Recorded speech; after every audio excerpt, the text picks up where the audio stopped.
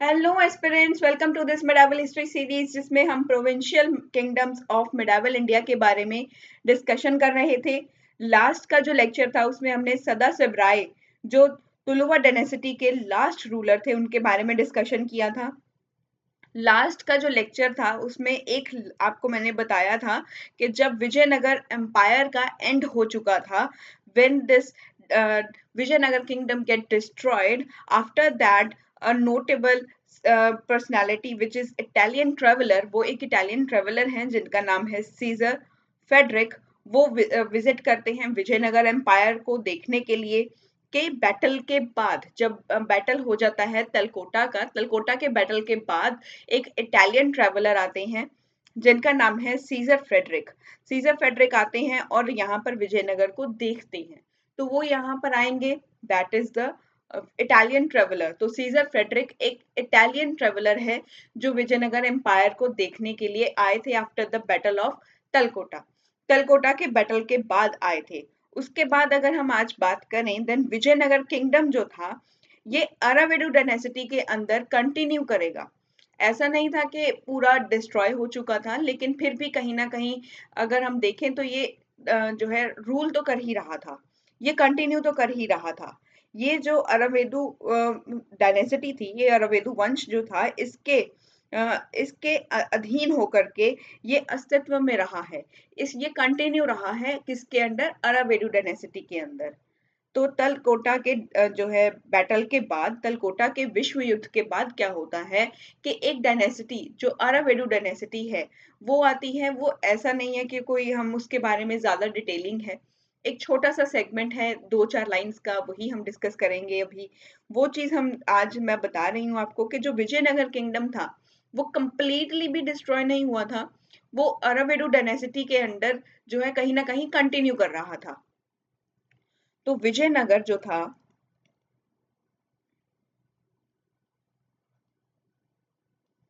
Vijayanagar kingdom जो था,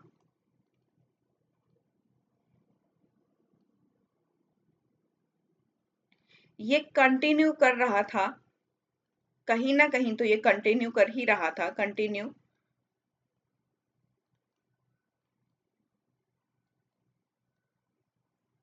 under अरावेडु dynasty.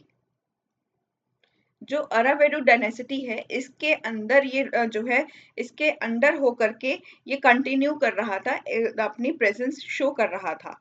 ये जो रूल था, ये रूल कर रहा था फ्रॉम पेनुकोंडा से लेके, पेनुकोंडा से ये रूल कर रहा था, रूल्ड फ्रॉम पेनुकोंडा। ये पेनुकोंडा से रूल कर रहा था। बाद में ये चंद्रगिरी से कर रहा था। लेटर, बाद में ये चंद्रगिरी से,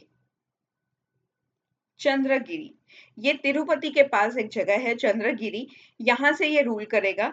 अनदर सेंचुरी, एक और सेंचुरी के लिए, एक और सदी तक ये यहाँ पर रूल करेगा। तो यहाँ पर एक और शताब्दी है, एक और जो है शताब्दी तक ये शासन करता रहेगा। अभी के लिए जो है ये इतना जो डिस्ट्रॉय होने के बावजूद भी ये कंप्लीटली डिसअपियर नहीं किया। विजयनगर किंगडम जो है कंप्लीटली डिसअपियर नहीं किया था। जितना जो है इसने अपना जो है बनाया था, अपने आप को अपना प्रोमिनियंस दिखाया था इसने, उतना ही यहाँ पर अगर देखा जाए तो ये डिस्ट्रॉय तो हुआ था। बैटल ऑफ तलकोटा के बाद दिस एम्पायर गॉट डिस्ट्रॉयड, ये डिस्ट्रॉय तो हुआ था, लेकिन ऐसा नहीं है कि ये कंप्लीटली डिसअपियर ही हो गया था। कंप्लीटली डिसअपियर नहीं हुआ था। ये विजयनगर किंगडम जो है ये कंटिन्यू रहता है, एग्जिस्ट कर जो है इसकी एग्जिस्टेंस हमें दिखाई देती है, लेकिन अरावेडु डायनेस्टी के अंडर। अब यहाँ पर अरावेडु डायनेस्टी आ चुकी है जो रूल कर रहा है पेनुकोंडा से। जो पेनुकोंडा से तो रूल कर रहा है, लेकिन बाद में ये चंद्रगिरी से रूल करेगा एक और शताब्दी के बाद, शताब्दी तक, एक और शताब्दी तक ये यहाँ पर जो है चंद्रगिरी से रूल करेगा। पहले ये पेनुकोंडा से कर रहा था, फिर बाद में ये चंद्रगिरी से करेगा। तो लेटरली फ्रॉम चंद्रगिरी जो तिरुपति के पास है, और कुछ नोटेबल किंग्स हैं यहाँ पर, that is Tirumala, Tirumala, Sriranga,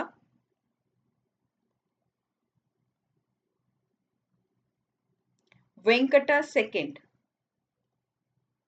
Venkata second, ये इंपॉर्टेंट रूलर हैं।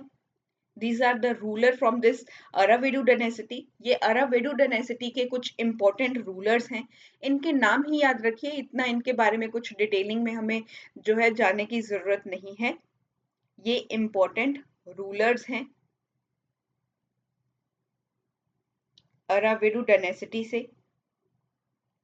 ये अरावेडु डायनेसिटी से रिलेटेड जो इंपॉर्टेंट रूलर्स हैं, और जो लास्ट रूलर है जिसने विजयनगर किंगडम के ऊपर राज किया था, the last ruler, now we are talking about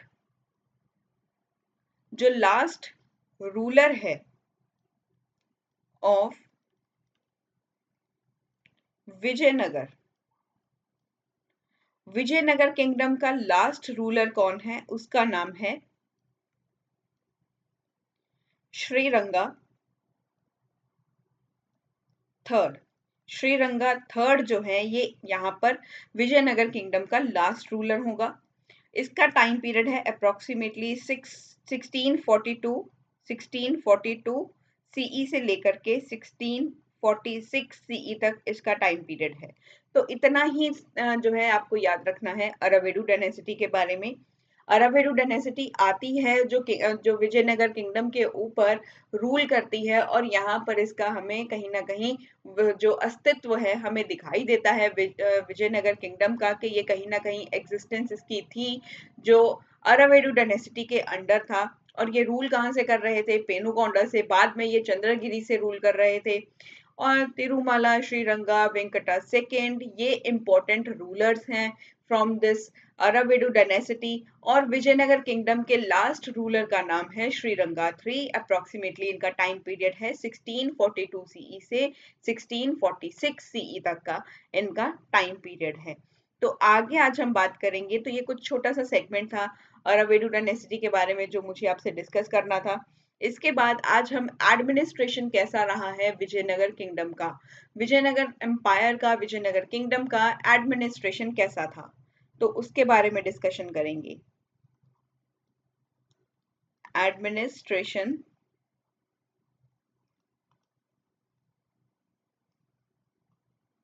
of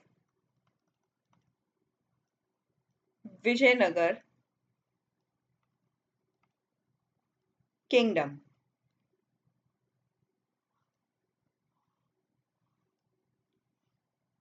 तो यहाँ पर अगर देखा जाए तो इनका जो एडमिनिस्ट्रेशन था ये बहुत ही वेल ऑर्गेनाइज्ड था।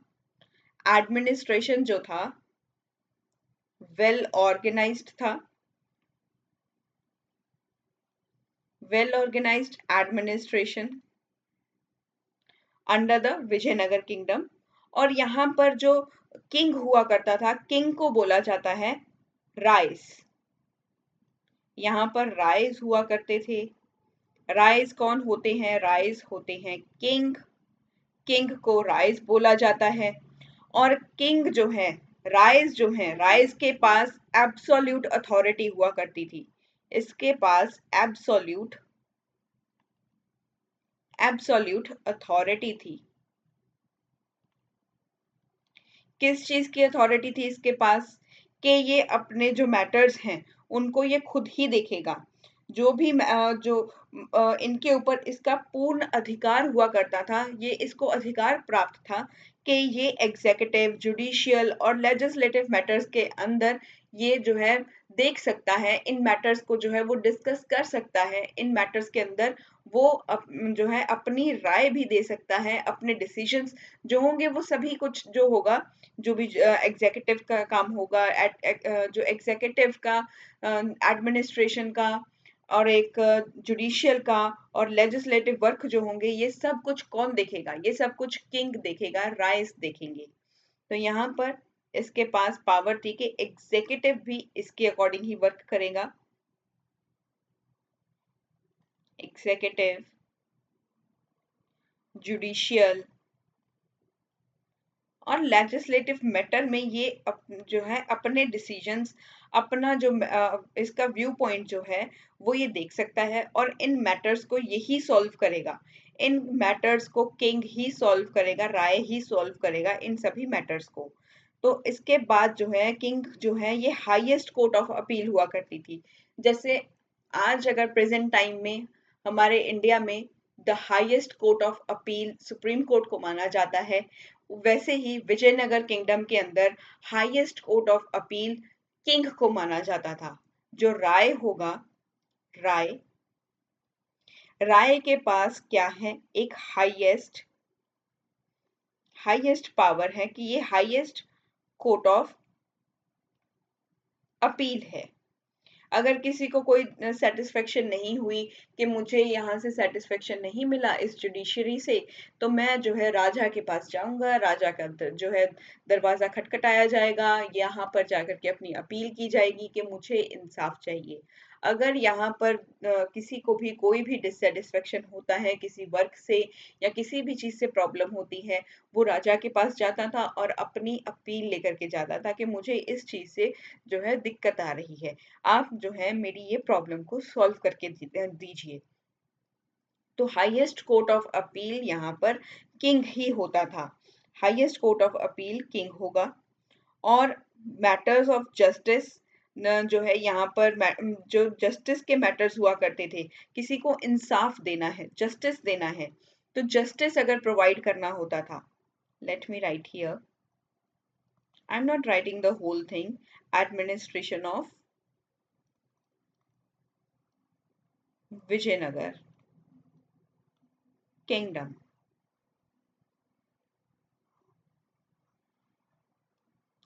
तो यहाँ पर जो भी इस विजयनगर किंगडम के अंदर जो भी मैटर्स ऑफ जस्टिस आया करते थे, जब भी मैटर होता था जस्टिस का, मैटर ऑफ जस्टिस का, इंसाफ का जब मैटर आता था, तब किंग यहाँ पर हार्श पनिशमेंट देता था। तो यहाँ पर जो जस्टिस है, अगर किसी को जस्टिस चाहिए, इंसाफ चाहिए, इफ somebody फाउंड गिल्टी, तो अगर उसकी गलती पाई जाती है तो उसको हार्श पनिशमेंट दी जाती थी। हार्श पनिशमेंट्स यहाँ पर दी जाती थी। हार्श पनिशमेंट्स जैसे कि म्यूटिलेशन। म्यूटिलेशन होता है अंग भंग करना, मतलब कि काट देना किसी अंग को, ये करना, ये सब चीजें जो हैं हम इन्वॉल्व करते हैं म्यूटिलेशन के अंदर। तो ये म्यूटिलेशंस जो हैं ये जो है म्यूटिलेशन जो है किया जाता था, म्यूटिलेट कर दिया जाता था, एंड उसे जो है हाथियों के जो है हाथियों के सामने उसे फेंक दिया जाता था। एलिफेंट्स के आगे उस इंसान को जो गिल्टी है, जिसकी गलती है, उसको हाथियों के आगे उसे फेंक दिया जाता था या उसका अंग भंग कर दिया जाता था। म्यूटिलेशन, और म्यूटिलेशन के साथ साथ सेकंड जो हार्श पनिशमेंट थी, that is throwing to elephants. Throwing to elephants, ये इस तरह की जो पनिशमेंट्स थी वो दी जाती थी। तो यहाँ पर इस तरह की जो है हार्श पनिशमेंट्स जो थी वो दी जाती थी। उसके बाद जो सक्सेशन था, देखो किंग को सक्सीड कौन करेगा, अभी किंग को सक्सीड कौन करेगा, किंग को सक्सीड किया जाएगा mostly on the principles of hereditary, कि पहले पिता, फिर उसका जो है बेटा आएगा, फिर उसका बेटा, फिर उसका बेटा, इस तरीके से जो है हेरिडेशन चलता रहेगा। तो यहाँ पर किंग जो होगा, जो सक्सेशन होगा,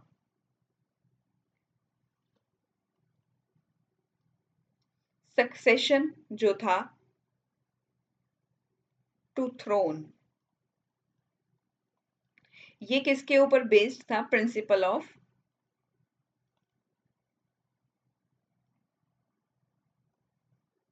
हेरिडिटरी। ये हेरिडिटरी था, पहले पिता, फिर उसका बेटा आएगा, फिर आगे उसका बेटा आएगा, फिर उसका बेटा आएगा, इस तरीके से ये हेरिडेशन चलता रहेगा, ये हेरिडिटरी जो है ये चलता रहेगा। लेकिन जो है समटाइम्स ऐसा नहीं होता था, हेरिडिटरी प्रिंसिपल जो है ये ऐसा नहीं भी चलता था। समटाइम्स जो था कोई और भी आकर के बैठ सकता था। ये ज़रूरी नहीं था कि हेरिडेशन ही होगा। यहाँ पर उत्तराधिकारी जो है वो वैसे तो ज़्यादातर हेरिडेटरी ही होगा, लेकिन कभी-कभी जो है सत्ता के ऊपर जो है अवैध कब्जा भी हो जाता था। अवैध कब्जा मतलब कि कोई और भी आ जाएगा, आपकी हेरिडेशन से नहीं होगा लेकिन कोई बाहर से हो जाएगा, जिसके पास पावर होगी। तो कई बार जो है ऐसा भी हो जाता था। एक एग्जाम्पल भी है, जैसे when Saluva Narasimha came to power, वो पावर के अंदर आते हैं संगम डायनेसिटी को एंड करने के बाद। जो सलुवा नरसिम्हा थे वो आते हैं पावर के अंदर bye ending the Sangam dynasty. Sangam dynasty को जो है यहाँ पर उसका एंड करने के बाद, उस जो है डायनेसिटी को खत्म करने के बाद सलुवा नरसिम्हा आते हैं और वो आकर के पावर के अंदर बैठ जाते हैं। तो ये एक हमारे पास एग्जाम्पल है। और किंग जो था, और किंग को जो है जो है असिस्ट कौन करेगा, काउंसिल ऑफ मिनिस्टर्स करेंगे। जैसे प्राइम मिनिस्टर को भी काउंसिल ऑफ मिनिस्टर्स करते हैं।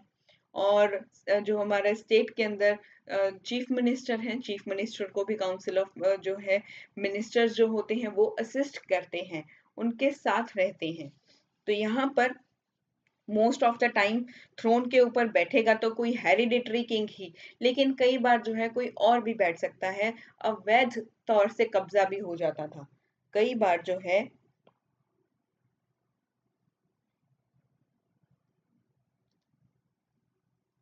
समटाइम्स अस्प्रेशन भी हो जाता था, ये भी होता था। ये भी होता था कोई और भी आकर के अवैध ढंग से जो है यहाँ पर थ्रोन के ऊपर बैठ सकता था।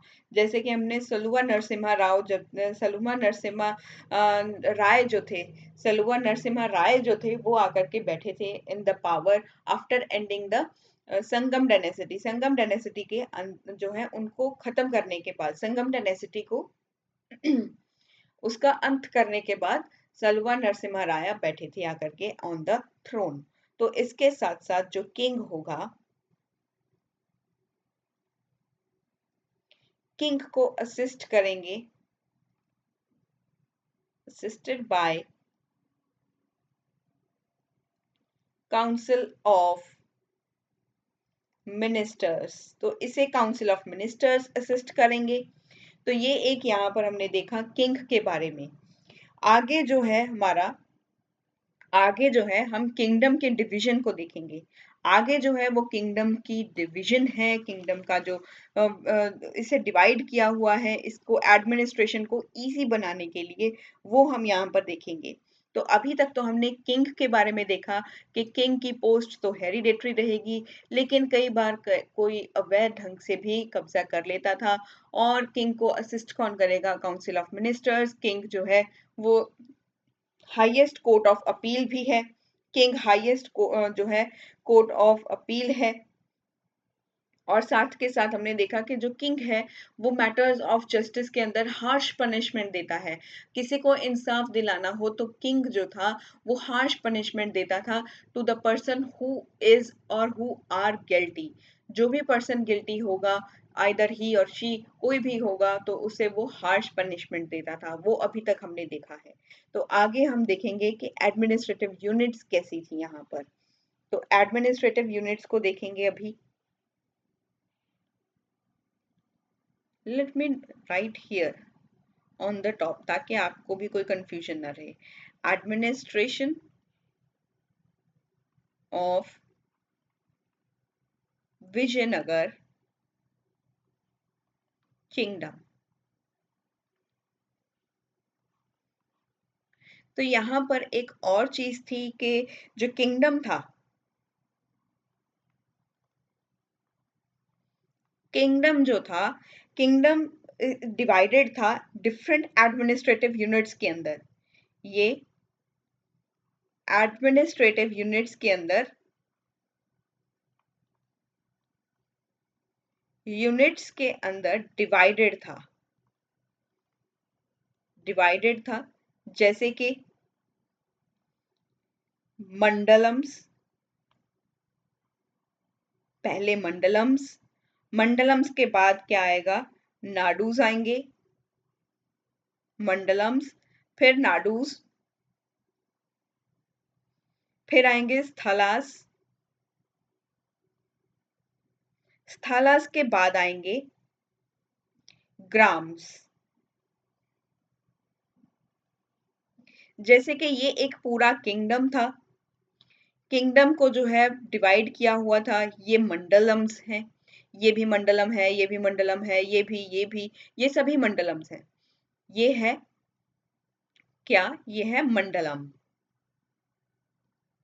और यहाँ पर मंडलम को आगे डिवाइड किया हुआ है नाडूस के अंदर, ये आ गया नाडूस। और नाडूस को ही आगे डिवाइड किया हुआ है स्थालास के अंदर, तो नाडूस को आगे डिवाइड किया हुआ है स्थालास के अंदर, ये आ गए स्थालास। और इनको ही आगे डिवाइड किया हुआ है, इनको आगे डिवाइड कर दिया, ये आ गए ग्राम्स, ये आ गए ग्राम्स। तो यहाँ पर हमने ये देखा कि ये अलग अलग तरीके से इनको यहाँ पर डिवाइड किया हुआ है, अलग अलग एडमिनिस्ट्रेटिव यूनिट्स के अंदर इनको यहाँ पर डिवाइड किया हुआ है। तो जो मंडलम का गवर्नर हुआ करता था, the governor of the mandalam, उसे बोला जाता है मंडलेश्वरा। तो मंडलम, let me change the colour, आपको आप यहाँ पर पता चल जाएगा, ये है मंडलम। तो मंडलम का जो गवर्नर है, इसका जो गवर्नर है, उस गवर्नर को बोला जाता है मंडलेश्वरा। उसे मंडलेश्वरा बोला जाता है या उसे नायक बोला जाता है, और उसे मंडलेश्वरा और नायक भी कहा जाता है। तो विजयनगर रूलर्स जो थे, ये फुल पावर देते थे to local authorities, local authorities को फुल पावर दी जाती थी। तो local authorities they were given as the full power, तो इनको फुल पावर दी जाती थी एडमिनिस्ट्रेशन के अंदर। ये एडमिनिस्ट्रेशन को देख सकते थे, इनको जो है ये यहाँ पर अपना जो है एडमिनिस्ट्रेशन को अच्छा बनाने के लिए ये यहाँ पर वर्क कर रहे थे, ये भी सब चीजों के अंदर इन्वॉल्व रहते थे। तो गवर्नर हो गया, नायक हो गया, मंडलेश्वर हो गया, ये तीनों मंडलम के अंदर जो है एक ही पर्सन के नाम है। जैसे आज हम गवर्नर को जो है बोल दें कि ये मंडलेश्वर है या नायक है, तो यहाँ पर ये गवर्नर था, मंडलेश्वर जो था ये गवर्नर था। अगर नायक लिखा आ जाए तो भी वो गवर्नर ही है in the Vijayanagar kingdom, Vijayanagar kingdom के अंदर। तो इसके बाद जो है हम आगे बात करेंगे जो प्रोविंशियल गवर्नर्स हैं और उनकी अथॉरिटी के बारे में। प्रोविंशियल गवर्नर्स और उनकी अथॉरिटी के बारे में हम बात करेंगे। Provincial governors, let me go to the next slide, यहाँ पे जगह नहीं है। यहाँ पर अगर हम देखें तो प्रोविंशियल गवर्नर्स जो हैं उनके बारे में बात करेंगे और उनकी ऑटोनॉमी के बारे में बात करेंगे। इनिशियली अगर देखा जाए तो रॉयल जो प्रिंस हुआ करते थे स्टार्टिंग के अंदर विजयनगर एम्पायर के अंदर, जो गवर्नर्स हुआ करते थे, प्रोविंशियल गवर्नर्स जो हुआ करते थे, now we are talking about provincial governors.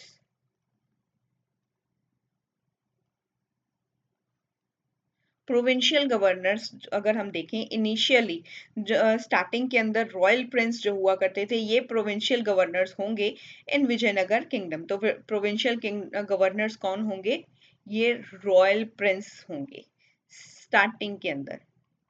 Initially जब ये स्टार्ट किया गया था तब ये चीज की दी जाती थी, जो रॉयल प्रिंस हुआ करते थे, जो रॉयल प्रिंस होगा, जो राजकुमार होगा, राजकुमार जो है वो इसके अंदर शामिल हुआ करता था, वो ही प्रोविंशियल गवर्नर हुआ करता था। प्रोविंशियल गवर्नर्स किसे बनाया जाएगा, जो राजकुमार होगा। लेकिन बाद में क्या होता है, लेकिन Vijayanagar eventually included individual from the vassals and nobility. लेकिन बाद में क्या होता है, इसके अंदर लेटरली इंक्लूडेड इंडिविजुअल्स बाद में इन्होंने उन इंडिविजुअल्स को भी यहाँ पर इंक्लूड करना स्टार्ट किया जो वेसल्स थे, जो सामंत हुआ करते थे, जो सामंत थे, उनको भी यहाँ पर जो है ये पोस्ट दी जाने लगी। जो प्रोविंशियल गवर्नर की जो पोस्ट है ये उनको भी दी जाने लगी, उनको भी गवर्नर्स बना दिया जाता था जो वसल थे। वेसल्स को, ये बर्तन नहीं है, ये सामंत हैं, वसल्स हैं ये, वसल्स एंड नोबिलिटी। और जो नोबल्स थे और जो नोबल्स से रिलेटेड होंगे उनको भी यहाँ पर एक जो है एक अपॉर्चुनिटी दी जाएगी कि आप भी प्रोविंशियल गवर्नर बन सकते हो। तो यहाँ पर हमें प्रोविंशियल गवर्नर और उनकी ऑटोनॉमी हमें ये दिखाई दे रही है कि इनिशियली तो जो प्रोविंशियल गवर्नर की पोस्ट के ऊपर बैठेगा वो तो कोई रॉयल राजकुमार ही होगा स्टार्टिंग के अंदर, लेकिन बाद में इन्होंने इंक्लूड किया जो सामंत थे और जो यहाँ पर नोबल्स हुआ करते थे। जो नोबल्स थे उनके जो इंडिविजुअल्स हुआ करते थे या इस जो है वर्ग के जो लोग हैं उनको भी ये अपॉर्चुनिटी दी जाती थी कि आप भी प्रोविंशियल गवर्नर्स बन सकते हैं। और उसके बाद जो है ये एक ऑटोनॉमी अपनी इंजॉय करते थे, इनके पास जो है इनकी पावर जो थी वो ऑटोनॉमस थी, इनकी पावर जो थी वो ऑटोनॉमस थी, ऑटोनॉमी थी इनके पास। ऑटोनॉमी कैसे थी? क्योंकि ऑटोनॉमी किस तरीके से थी, जो गवर्नर था, गवर्नर की जो पोस्ट थी ये ऑटोनमस थी। कैसे थी? जो गवर्नर था ये अपनी इच्छा से, ये अपनी ओन विल से, अपनी ओन चॉइस से ये कोर्ट्स को भी हेल्ड कर सकते थे। जो कोर्ट्स लगाई जाती थी, जो भी जो है अगर किसी को न्याय देना है तो न्यायालय भी ये खुद ही खोल सकते थे। ये बैठ करके बता सकते थे कि भी ठीक है, अगर किसी को कोई प्रॉब्लम है तो आप हमारे पास आए, we will we are here to serve you people. हम यहाँ पर बैठे हैं, हम आपको सर्व करेंगे, आपको राजा के पास जाने की जरूरत नहीं है। फिर राजा के पास जाने की जरूरत नहीं पड़ती थी, जबकि राजा जो था वो हाईएस्ट कोर्ट ऑफ अपील था। हाईएस्ट कोर्ट ऑफ अपील तभी होगा ना अगर जब नीचे वाली कोर्ट्स होंगी। अगर आज हमारे पास सबॉर्डिनेट कोर्ट्स हैं, हाई कोर्ट्स हैं, तो अगर ये कोर्ट्स हैं हमारे पास, तभी अगर हमें इनसे सेटिस्फेक्शन नहीं मिलता है, तभी एक पर्सन जो है, एक इंडिविजुअल जो है या ग्रुप ऑफ पीपल जो हैं वो जाते हैं सुप्रीम कोर्ट के पास। उसी तरीके से गवर्नर के पास भी ये एक ऑटोनमस पावर था कि वो भी कोर्ट का जो है वो देख सकता है, न्यायालय के जो है एक वो लगा सकता है, न्याय वो दे सकता है। तो यहाँ पर वो मैटर ऑफ कोर्ट भी देख सकता था। इसके साथ साथ जो है वो अपॉइंट कर सकता था ऑफिसर्स को, वो अपॉइंट कर सकता था, अपॉइंट ऑफिसर्स, ये ऑफिसर्स को अपॉइंट कर सकता था। इसके साथ साथ ये आर्मीज को भी मेंटेन कर सकता था, ये मेंटेन करता था आर्मीज को भी। जो भी सेनाएं थी, सेनाओं का रख रखाव भी ये करता था। इसके साथ जो है occasionally issued their own coins, तो इसके साथ साथ ये कभी कभी इसने अपने नाम के सिक्के भी बनवाए हैं। तो इसने कभी कभी अपने सिक्के भी जारी किए हैं। I will say it's occasionally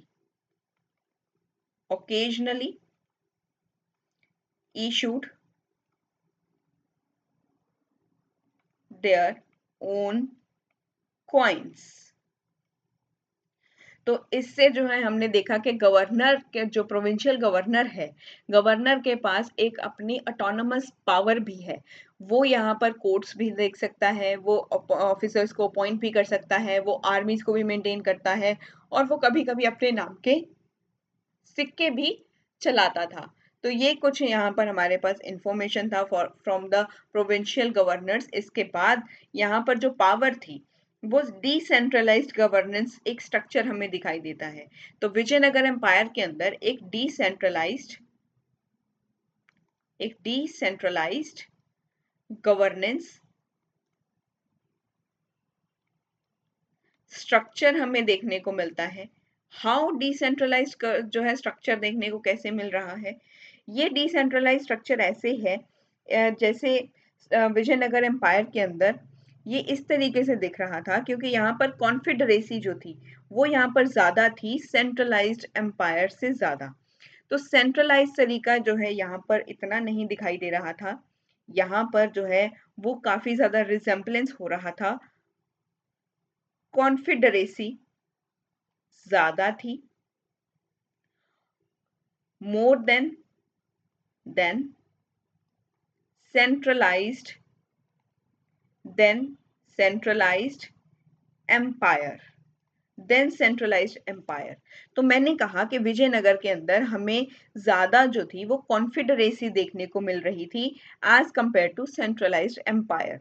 centralised power से ज्यादा हमें कॉन्फेडरेसी किस तरीके से दिखाई दे रही थी, क्योंकि यहाँ पर जो गवर्नर था, इसका ये कारण है कि जो गवर्नर था, प्रोविंशियल गवर्नर, आई विल से प्रोविंशियल गवर्नर, प्रोविंशियल गवर्नर्स जो थे ये इंडिपेंडेंट थे, इनके पास जो पावर थी वो इंडिपेंडेंट थी, ये स्वतंत्र थे, ये किसी हद तक यहाँ पर स्वतंत्र हमें दिखाई दे रहे थे। इनकी पावर्स जो थी वो निश्चित नहीं थी, वो यहाँ पर इनकी पावर्स जो थी वो ये इंडिपेंडेंट थे। और इनका जो टेन्योर था, इनका जो टेन्योर था, जैसे आज हमारे प्राइम मिनिस्टर का एक टेन्योर फिक्स्ड है, दैट इज कि भी वो 5 years तक ही सर्व करता है। एक एमपी और एक एमएलए का भी एक फिक्स्ड टेन्योर होता है। सुप्रीम कोर्ट के और हाई कोर्ट के जो जजेस हैं, उनके जो चीफ जस्टिस जो हैं, इनका भी एक टेन्योर फिक्स्ड होता है। तो ये हम पॉलिटी के अंदर पढ़ते हैं कि इनके भी टेन्योर्स फिक्स होते हैं। और जो गवर्नर होता है हमारा, जो गवर्नर है, इसके भी एक टेन्योर जो है, इसका एज फिक्स होता है और ये तब तक सर्व करता है जब तक उसको प्लेजर है, मिलता है। जो प्रेसिडेंट है, प्रेसिडेंट का जब तक मन होगा तब तक गवर्नर उस जगह तक, उस पर्टिकुलर स्टेट के अंदर एज अ गवर्नर की पोस्ट के ऊपर वो जो है बैठा रहेगा। जब उसका मन नहीं होगा तब वो उसे हटा भी सकता है। तो ये गवर्नर के पास हम बात करते हैं, जो प्रेजेंट टाइम का गवर्नर है। यहाँ पर भी गवर्नर की जो टेन्योर था वो ऐसा फिक्स नहीं था, इसकी तो एज भी फिक्स नहीं होती थी। जैसे आज तो एज भी फिक्स है गवर्नर की, तो अभी जो है एज फिक्स होने के बावजूद हम एक कह सकते हैं कि एज फिक्स है तो कुछ ना कुछ मैटर सॉल्व है। जो है प्रेसिडेंट के ऊपर डिपेंड करता है वो सब चीजें, कि वो कब तक जो है स्टेट के अंदर एज अ गवर्नर की पोस्ट के ऊपर बैठेगा, वो सब चीजें प्रेसिडेंट के ऊपर डिपेंड करती हैं। यहाँ पर जो प्रोविंशियल गवर्नर था, ये इसकी पावर तो इंडिपेंडेंट थी, इसकी पावर भी इंडिपेंडेंट थी और इसका टेन्योर जो था ये फिक्स नहीं था, नॉट फिक्स्ड, ये फिक्स्ड नहीं था। I haven't mention not fixed था, अभी ये फिक्स नहीं था, ये डिपेंड करता था। इसका टेन्योर किसके ऊपर डिपेंड करेगा, depend on the individual capability. वो प्रोविंशियल गवर्नर के खुद के ऊपर, उसकी कैपेबिलिटीज के ऊपर डिपेंड करता था, डिपेंड ऑन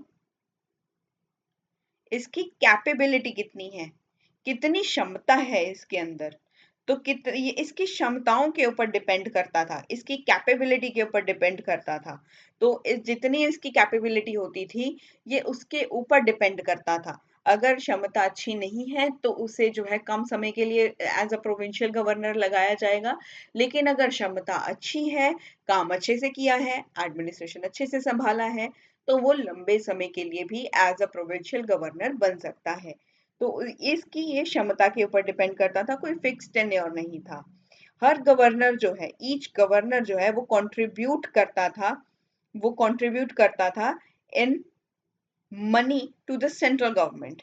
ये यहाँ पर गवर्नर जो है वो सेंट्रल गवर्नमेंट को यहाँ पर एक जनशक्ति भी प्रोवाइड करता था, मैन पावर भी देता था। Man power in the sense के भी वो आर्मीज को भी यहाँ पर अपॉइंट कर रहा था।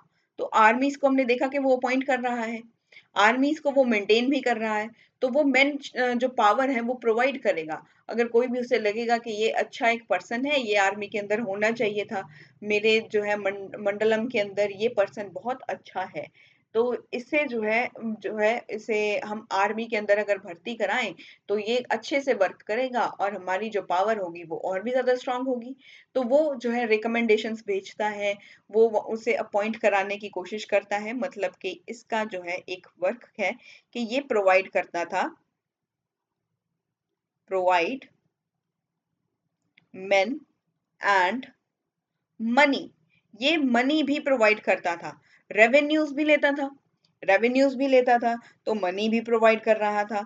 जो है यहाँ पर ये सेंटर को ये सब चीजें प्रोवाइड कर रहा है, सेंटर इसे नहीं दे रहा है, सेंटर को ये दे रहा है। जैसे कि आज अगर देखा जाए, अगर कोई स्टेट सेंटर को कुछ चीजें देनी स्टार्ट कर दे, मैक्सिमम ऑफ द चीजें, maximum of the things state is providing to the centre, state centre को दे तो कैसा लगेगा? मतलब कि सेंटर के पास इतनी पावर नहीं होगी, सेंटर के पास इतनी पावर नहीं होगी, तो सेंटर की पावर इतनी ना होने की वजह से डिसेंट्रलाइजेशन आ रहा है। डिसेंट्रलाइजेशन मतलब सेंटर के पास इतनी पावर नहीं है जितनी इस बंदे के पास है, जितनी इस बंदे के पास पावर है। ये सब चीजें प्रोवाइड कर रहा है, मैन पावर प्रोवाइड कर रहा है, मनी पावर ये प्रोवाइड कर रहा है टू सेंटर। ये सेंटर को जो है, सेंट्रल गवर्नमेंट को ये प्रोवाइड कर रहा है टू सेंटर, और सेंट्रल गवर्नमेंट आप लिख सकते हो, जो भी आपको लगता है। तो ये सेंट्रल गवर्नमेंट को ये सब चीजें प्रोवाइड करवा रहा है, जिसकी वजह से पावर यहाँ पर एक गवर्नेंस का जो स्ट्रक्चर है वो डिसेंट्रलाइज हमें दिखाई दे रहा है। तो डिसेंट्रलाइज अगर आ जाए तो आपको पता होना चाहिए कि इसका एडमिनिस्ट्रेशन कुछ हद तक हमारे पास डिसेंट्रलाइज भी था। कुछ पॉइंटर्स हैं जो मैंने आपको यहाँ पर बताए हैं। इसके बाद अगर रेवेन्यू स्ट्रक्चर देखें इसका, let me go to the next. This is यहाँ पर डाइवर्सिफाइड, मतलब कि बहुत तरह के रेवेन्यू स्ट्रक्चर हमें यहाँ पर दिखाई देता है। एक डाइवर्स जो है एक वैरायटी सी दिखाई देती है रेवेन्यू के अंदर। डाइवर्सिफाइड रेवेन्यू स्ट्रक्चर है विजयनगर किंगडम के अंदर। वो कैसे है? वो कैसे है यहाँ पर विजयनगर एम्पायर की जो गवर्नमेंट है, ये इनकम कहाँ से जनरेट करती है? बहुत सारे सोर्सेस हैं इसके पास। जैसे कि जो रेवेन्यू जनरेट होगा, ये रेवेन्यू कहाँ से होगा? ये रेवेन्यू होगा लैंड से। अगर किसी ने कोई ट्रिब्यूट दिया, वहां से आएगा। किसी ने गिफ्ट्स दिए, वहां से आएगा। किसी ने कस्टम्स दिया पोर्ट के ऊपर, जो भी पोर्ट्स होते हैं, पोर्ट से क्या आएगा? कस्टम आएगा। जो कस्टम एंड ड्यूटीज पे करते हैं ना, ये पोर्ट से आती हैं। जो भी जो हमारे पोर्ट्स होती हैं, वहां से हम जो है कोई भी सामान आया, जैसे कोई भी ट्रेड किया गया, पोर्ट से कोई भी ट्रेड हुआ, तो वहां से क्या होगा? तो एक चीजें हमें वहां से भी मिलेंगी। तो जो बंदरगाह होते हैं, पोर्ट्स होते हैं, वहां पर शिप्स आते हैं बड़े बड़े, वहां से इंपोर्ट एंड एक्सपोर्ट का जो सामान होता है वो यहाँ पर आता है। जो भी चीजें यहाँ पर आती हैं, जो भी चीजें यहाँ पर पोर्ट्स के ऊपर उतारी जाती हैं, उनके ऊपर टैक्स पे होता है। तो कोई भी चीज किसी अदर कंट्री से इंडिया के अंदर आ रही है तो उसे टैक्स देना पड़ता है, तो कस्टम्स होते हैं। तो यहाँ पर विजयनगर के अंदर भी जो भी जो है पोर्ट्स के थ्रू, शिप्स के थ्रू चीजें आती थी, हमारे पोर्ट्स के ऊपर लैंड करती थी, उनके ऊपर कस्टम्स लगाया जाता था। तो एक कस्टम भी एक तरह का टैक्स होता है, तो उन्हें कस्टम से आता था। और जो भी कोई प्रोफेशन, जो किसी ने कोई एम्प्लॉय है, कोई प्रोफेशन उसने ऑप्ट किया हुआ है, आपने कोई भी प्रोफेशन ऑप्ट किया हुआ है, आपको उस प्रोफेशन के ऊपर भी टैक्स देना पड़ेगा। तो रेवेन्यू लैंड से आ रहा था, ट्रिब्यूट से आ रहा था, गिफ्ट से आ रहा था, और जो पोर्ट्स के ऊपर कस्टम लगता है उससे आ रहा था। और कोई प्रोफेशन आपने फॉलो किया है उसके ऊपर आपको टैक्स देना पड़ेगा। तो ये एक डाइवर्सिफाइड स्ट्रक्चर हमें यहाँ पर दिखाई दे रहा है। यहाँ से आता था जो है रेवेन्यू आता था। तो रेवेन्यू को आगे हम अगर मैं बताऊं आपको कि लैंड टैक्स जो था ये एक मेजर सोर्स कैसे था, तो अभी हम यहाँ पर रेवेन्यू की बात कर रहे हैं। रेवेन्यू में जो लैंड है, लैंड टैक्स जो था, ये एक मेजर सोर्स था। ये एक मेजर सोर्स था इनकम का, ये रेवेन्यू का विजयनगर के अंदर। तो ये एक मेजर सोर्स था during the reign of Krishna Deva Raya. जब कृष्ण देव राया का समय था, जब राइन था ऑफ कृष्ण देव राया। कृष्ण देव राया का जब समय था तब जो रेट हुआ करता था लैंड टैक्स का जो रेट था दैट वाज फिक्स्ड। इनके समय के अंदर जो रेट था लैंड टैक्स का जो रेट हुआ करता था दैट वाज ये फिक्स हुआ करता था। फिक्स कैसे हुआ करता था? या तो आपको या तो आपको 1/3 पे करना पड़ेगा, 1/3 ऑफ प्रोड्यूस आपको पे करना पड़ेगा, या आपको 1/6 ऑफ प्रोड्यूस आपको देना पड़ेगा। ये डिपेंड करता था, ये दोनों डिपेंड करते थे क्वालिटी ऑफ लैंड। जितनी लैंड अच्छी होगी उतना ही आपको यहाँ पर प्रोड्यूस आपको देना पड़ेगा। तो यहाँ पर या तो आपको 1/3 ऑफ द प्रोड्यूस देना पड़ेगा, जितना आप प्रोड्यूस किया है उसका 1/3 पार्ट आपको देना पड़ेगा लैंड टैक्स के फॉर्म में। अगर आपका जो है या तो आपको ये देना पड़ेगा या आपको 1/6 ऑफ द प्रोड्यूस आपको एज अ टैक्स के फॉर्म में आपको ये देना पड़ेगा। तो इसके साथ साथ लैंड टैक्स के साथ साथ और भी टैक्स हुआ करते थे। There were also taxes which are imposed upon the shopkeepers। तो टैक्सेस जो हुआ करते थे, लैंड टैक्स तो एक सोर्स था ही, अनदर टैक्स जो था, टैक्सेस जो थे ये इम्पोज किए जाते थे शॉपकीपर्स के ऊपर।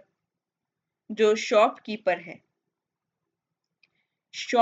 हैं, जो दुकानदार है, उसके ऊपर जो है ये एक लगाया जाता था, टैक्स लगाया जाता था।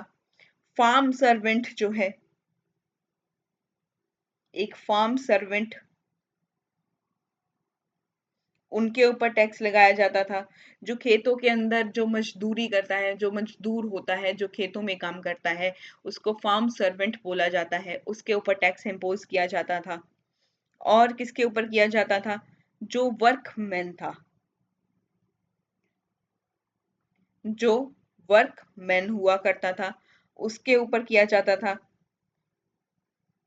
एक जो पोस्टर्स जो है लगाता था, पोस्टर्स बनाने वाले के ऊपर, जो पोस्टर बनाता था उसके ऊपर लगाते थे टैक्स। जो पोस्टर्स बनाता था, जो पोस्टर्स जो है, आपने देखा होगा आज भी पोस्टर्स बनते हैं।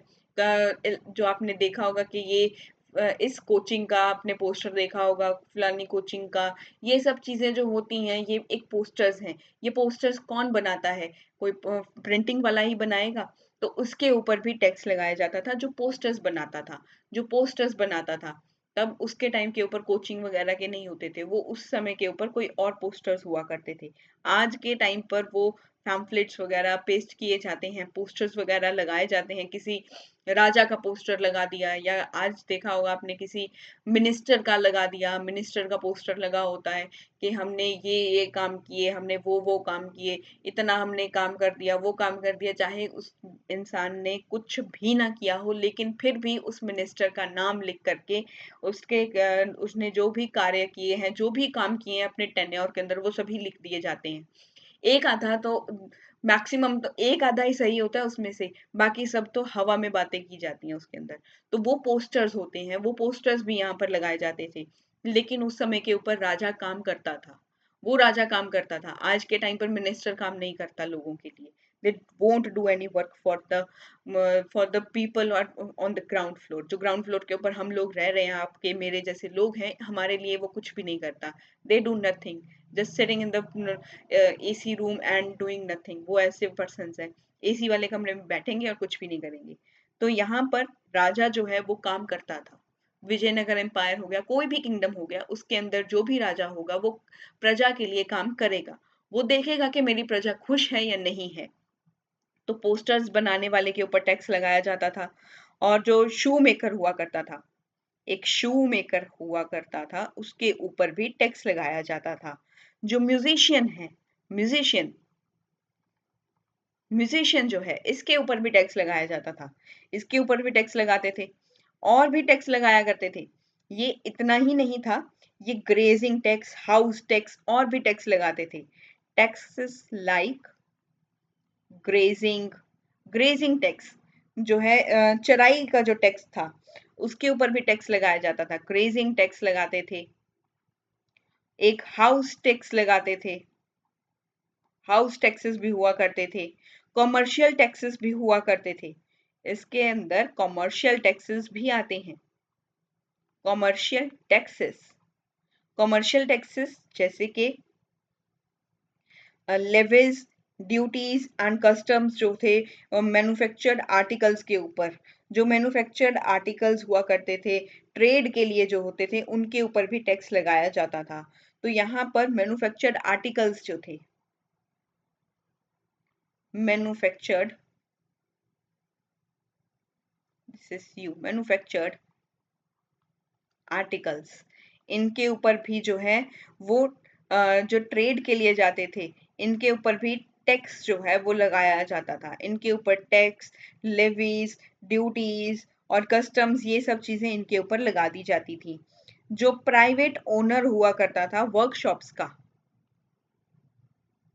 जो प्राइवेट ओनर हुआ करता था वर्कशॉप्स का, प्राइवेट ओनर्स जो हुआ करते थे वर्कशॉप्स के, जो वर्कशॉप्स के प्राइवेट ओनर्स थे, उनको भी इंडस्ट्री टैक्स देना पड़ता था। इनको एक इंडस्ट्री टैक्स जो है वो देना पड़ता था, एक इंडस्ट्री टैक्स इनको देना पड़ता था। And this is whole about the revenue of the Vijayanagar empire. And हमने एडमिनिस्ट्रेशन भी देखा एडमिनिस्ट्रेशन भी देखा, प्रोविंशियल गवर्नर्स एंड ऑटोनॉमी भी देखी, लोकल गवर्नेंस भी देख लिया, एडमिनिस्ट्रेटिव यूनिट्स भी देख लिए, एंड डिसेंट्रलाइज्ड गवर्नेंस स्ट्रक्चर भी हमने देखा, रेवेन्यू का स्ट्रक्चर कैसा था, वो सब चीजें भी हमने यहाँ पर देख ली हैं। एंड अभी इसके बाद एक बस मिलिट्री वाला सेगमेंट रहता है कि मिलिट्री एंड आर्मी कैसी थी विजयनगर एम्पायर की, that we will be discussing in the next part of the lecture. आज के लेक्चर को हम यहीं पर वाइंड अप करेंगे, मिलेंगे नेक्स्ट लेक्चर में।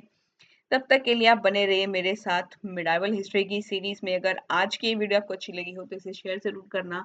Do subscribe the channel. Thank you so much for the love and support which you show towards my channel. And I hope के आपने रिजल्ट्स अपने देख लिए होंगे। रिजल्ट्स आ चुके हैं and on 15th of June results has been declared of prelims 2026। आपने अपने जो है, अगर किसी को डीमोटिवेशन हो रहा होगा, if somebody is feeling very much demotivated, very much depressed, then don't think about it। वो सब चीजें तो हो चुकी हैं, that we have done। वो चीजें तो हो चुकी हैं। we can't change the past। हम past को change नहीं कर सकते, but we can change the future, but we can change our present by learning the things, holding the things in a right manner and preparing for the next attempt। And हम अगर next attempt के लिए preparation करेंगे तभी हमारा जो है एक सक्सेस अच्छा बनेगा।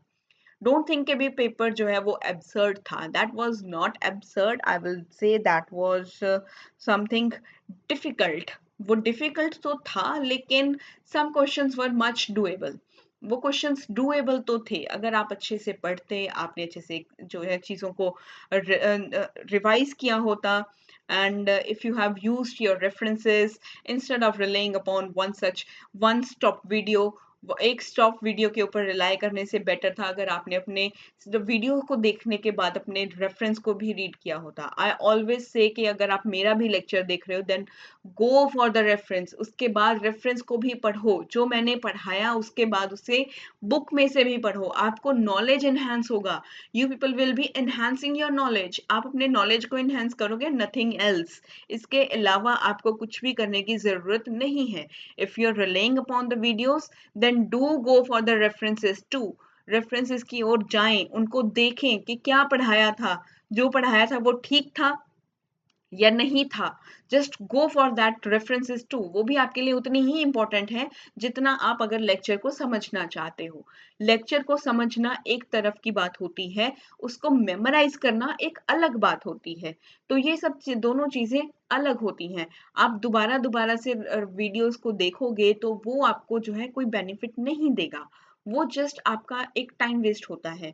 बहुत सारे बच्चे क्या करते हैं, एंड ऑफ द टाइम के ऊपर जाकर के 30 आवर्स के मैराथन वीडियोस देखते हैं।